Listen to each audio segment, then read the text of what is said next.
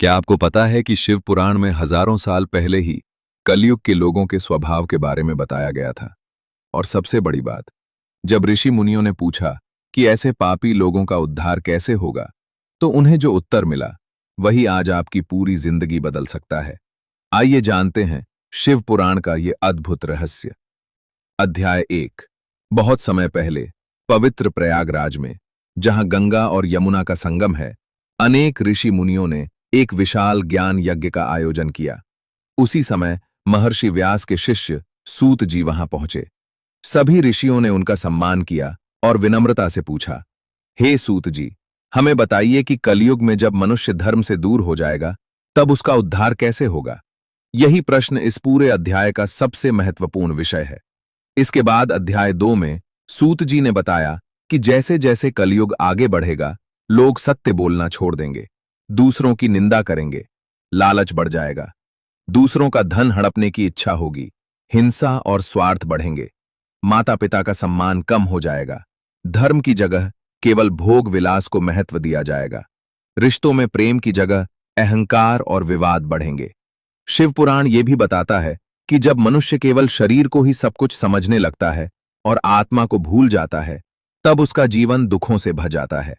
ऋषि मुनियों को यही चिंता थी कि ऐसे लोगों का कल्याण कैसे होगा। अध्याय 3 में सूत जी ने जब कल्याण के लिए सबसे सरल उपाय बताया। सूत जी मुस्कुराए और बोले, कलयुग में सबसे श्रेष्ठ साधन शिव पुराण है। जो व्यक्ति श्रद्धा से शिव पुराण का अध्ययन करता है या केवल उसका श्रवण भी करता है, उसके पाप धीरे धीरे नष्ट होने लगते हैं। शिव पुराण केवल एक पुस्तक नहीं, बल्कि भगवान शिव का दिव्य ज्ञान है। इसमें धर्म, अर्थ, काम और मोक्ष चारों पुरुषार्थों का मार्ग बताया गया है।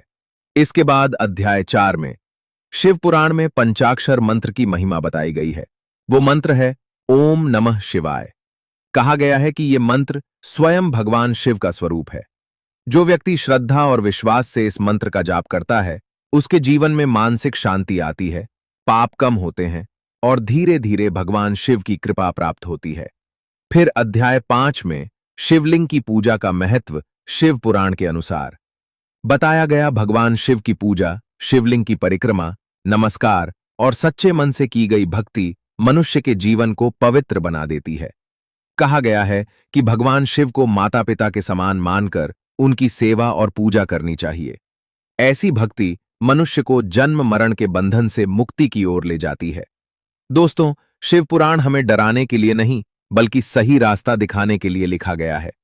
यदि हम सत्य बोलें, माता पिता का सम्मान करें, दूसरों का भला करें और श्रद्धा से भगवान शिव का स्मरण करें, तो कलयुग में भी भगवान शिव की कृपा प्राप्त की जा सकती है। यदि आपको शिव पुराण की ऐसी ही सरल और प्रामाणिक कथाएं पसंद आती हैं, तो वीडियो को लाइक करें, शेयर करें और हमारे चैनल को सब्सक्राइब करें। हर हर महादेव।